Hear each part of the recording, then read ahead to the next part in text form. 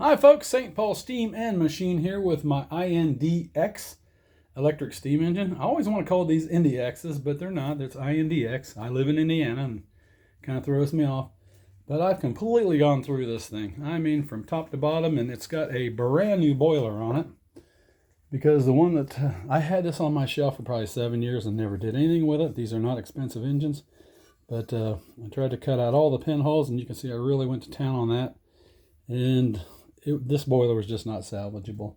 It was just so shot. You can see all the holes in it.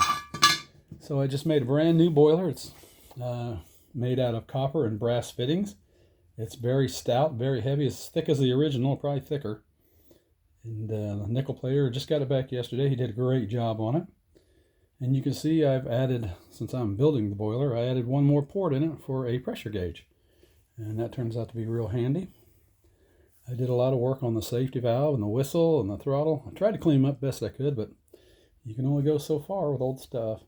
The engine frame been completely taken apart and cleaned and reshot along with the flywheel.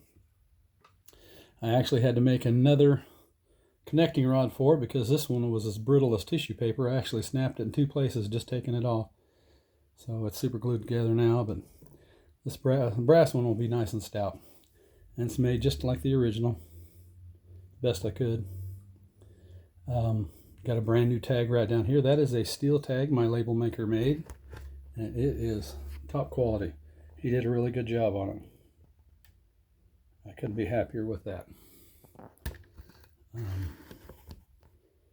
It's also got an immersion rod heater in it now that is replaceable. You can see this hood right here that comes out the back. The heater goes right in there, and this is just for the wires to come out and go under the frame here. I'll show you the underneath. Can't see much, but it's all tucked away in there nicely, kind of original-like.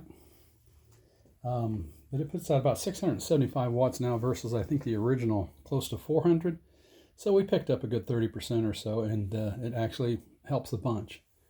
Because these are single-acting steam engines. I mean, they only make pressure or push the piston in one direction instead of back and forth like a double acting would.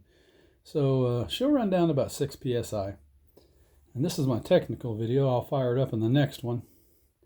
Did a lot of work on the whistle to get it to work pretty good. They're kind of finicky. The base has been reshot with wrinkle black paint like the original, and took away the asbestos insulation they had under the boiler on both sides and put in the non-hazardous heat resistant, and actually it stays fairly cool. I'm surprised. I ran it a good 10 minutes the other day, and the base got warm right here, but nothing that I couldn't just put my hand to and touch. So I was very pleased with that. That's about it. I'll fire it up in the next video. Just wanted to make a kind of a technical video for it, and we'll get her running. And thanks for looking, folks. Bye now.